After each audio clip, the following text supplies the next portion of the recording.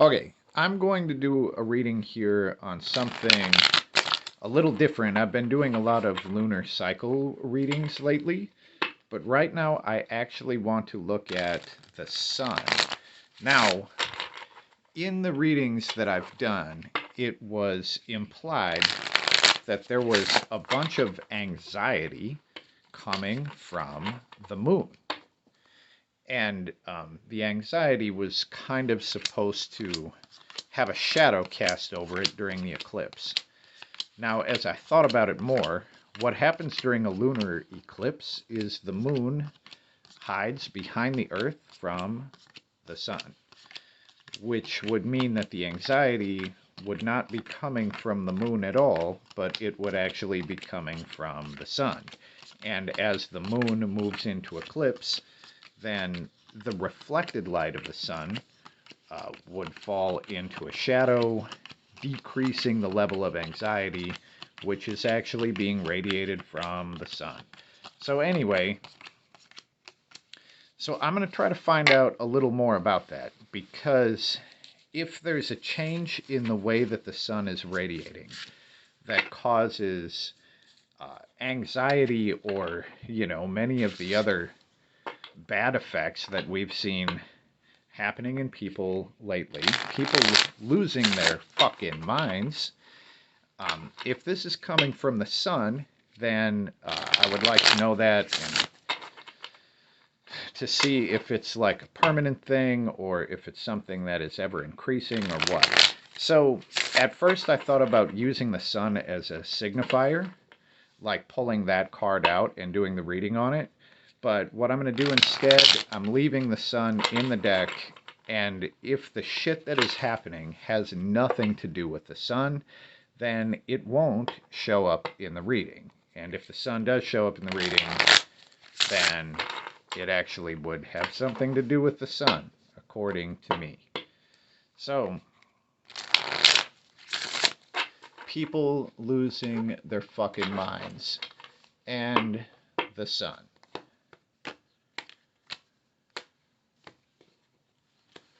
Okay. Let's just take a peek. Okay, so the signifier is actually the moon. So this is the root card, and it shows the real thing that's happening, and it is, in fact, the moon.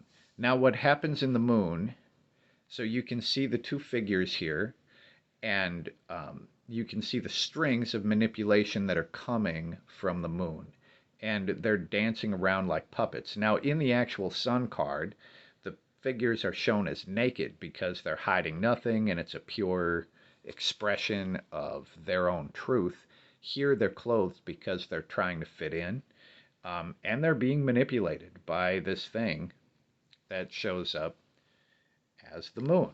So, what this would really say is people losing their minds, and the fucking anxiety is a form of manipulation, mass manipulation, possibly coming literally from the moon. So, the main card we get, I'm going to throw a few down here before I spout off on this, but we have the Wheel of Fortune in the center, which is interesting and perhaps terrifying. So, Wheel of Fortune. So this would be kind of the current center card. Let's kind of look at what led up to this and what comes after. So what led up to it is a reversed Ace of Cups. We're going to move this over just a scotch. And what comes after is the Seven of Wands. All right, so I'm going to put one below and above. Now, this generally would be kind of a subconscious thing, but it's also kind of a past card. And then the top card is higher self sort of thing. These tend to make more sense when they're laid out. All right, so the root card, as we know, is the moon. And a beacon card here to deal with this manipulation. We actually get two cards that want to come out. And that is the reverse King of Swords and the Devil. The reversed King. All right, we'll get to these. So we'll put those up there for now. Wheel of Fortune.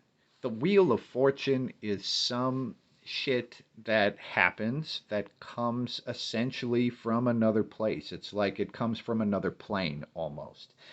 And it affects this world here. The Wheel of Fortune is saying that this is destiny. This is like destined to happen. So, Ace of Cups reversed over here in our past card.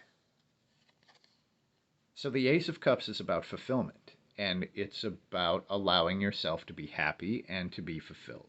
The Ace of Cups reversed is when happiness is simply not allowed. No matter what happens today, today is going to suck, and that's just the way it is. Um, Combined with the Ace of Swords, and the Ace of Swords is willpower. Now, this is fascinating because this is like a specific willpower to not be happy.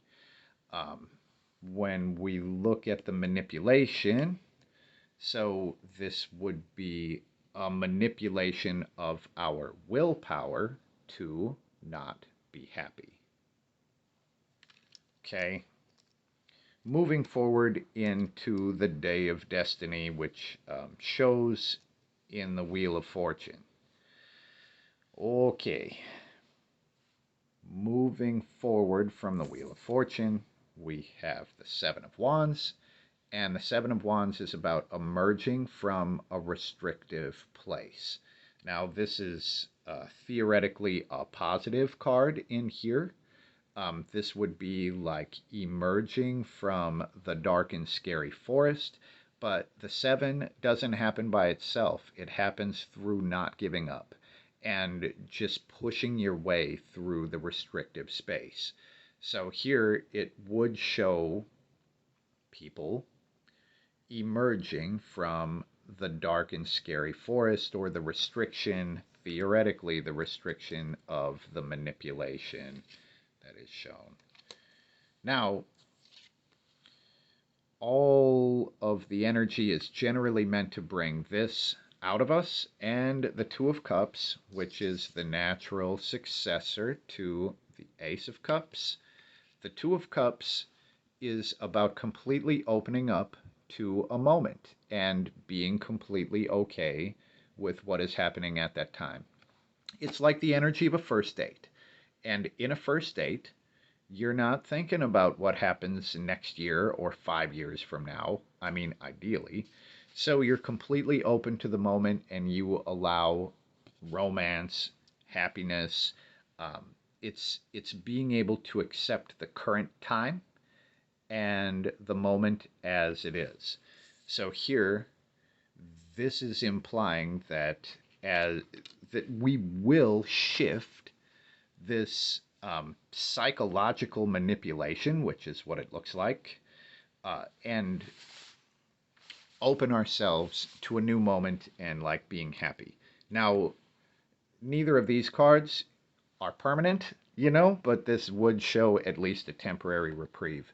Now, the beacon cards, and this is like throughout this horseshit, what do I keep in mind?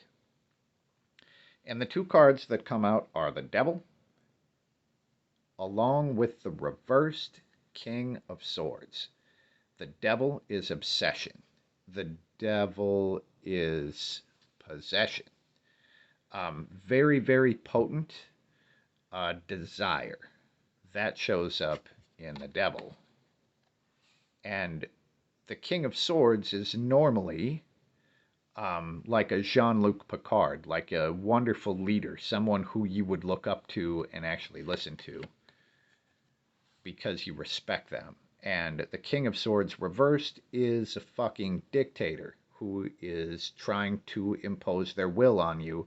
They might not even be a smart guy, They're mean and they're a fucking dictator. So here there's the Devil and a dictator in the beacon position. So when in doubt, remember that there is a dictator energy that is pretty much obsessed with controlling you. Normally, the beacon position is a more shiny and like optimistic thing than that, but that's not what happens here.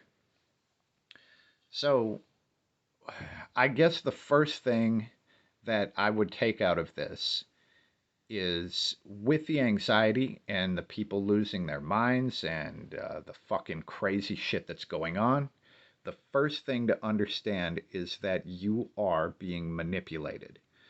Um, you're being manipulated by some tyrannical energy that is obsessed with manipulating you. And it is also trying to manipulate your willpower to change it to you not being happy. Your willpower is the opposite of acceptance or fulfillment, um, which is interesting. So, okay, my theory about the sun changing its vibration and fucking with our heads.